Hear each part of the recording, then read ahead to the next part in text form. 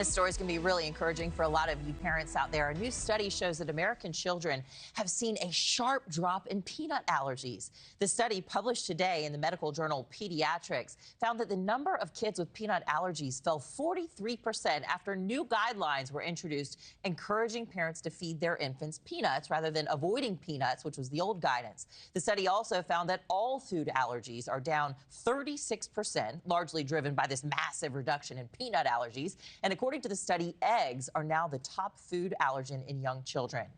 Well, listen to this. Americans' diets are in for another overhaul by the Department of Health and Human Services, and it's already facing some pushback this morning. Secretary Robert F. Kennedy Jr. is set to unveil new dietary guidelines that will encourage more foods currently considered unhealthy. Nick's back with the details on this one. Nick, Secretary Kennedy says Americans should have more fat, not less, in our diets, but not the trans fats, right? Exactly. And Anna, you as a nutritionist yourself, you know that this can be tricky. So it's important to pay attention to the details. You know, butter, fat, burgers, oh my.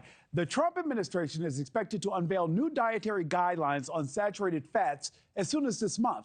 Think big juicy burgers, butter, and cheese. Health and Human Services Secretary Robert F. Kennedy Jr. believes saturated fats have been unfairly demonized, particularly dairy products like whole milk and cheese, and wants them back on our tables. He says the new guidelines will include what he calls common sense changes focused on whole foods. New dietary guidelines that are common sense, that stress the need to eat saturated fats, dairy, of good meat, of fresh meat and vegetables, and try to drive that. And that, when we release those, it will give everybody the rationale for driving it into our schools. Now, Secretary Kennedy argues refined carbohydrates and ultra-processed foods are the problem, and they have been largely ignored in the conversations about obesity and inflammation.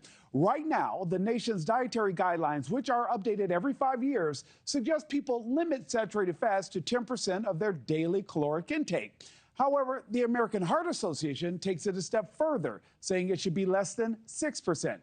And RFK Jr.'s shift from the decades-long consensus is already generating concern from some in the medical community. They say the science is clear. More saturated fats will make Americans less healthy. We consume too much added sugars. We consume too much saturated fat. We have a large nutrition problem, and I think it needs action across multiple fronts. According to the American Heart Association, saturated fats raised so-called bad cholesterol levels and are linked to an increased risk of heart disease. Anna? Yeah, we really want to stay away from those trans fats, too. It's in those ultra-processed foods that increase risk of heart disease, stroke, cancer, things like that. Nick, thank you so much. Great. Thank you for watching. Subscribe below and download our NewsNation app right now on your phone, and you will get fact-based, unbiased news for all Americans.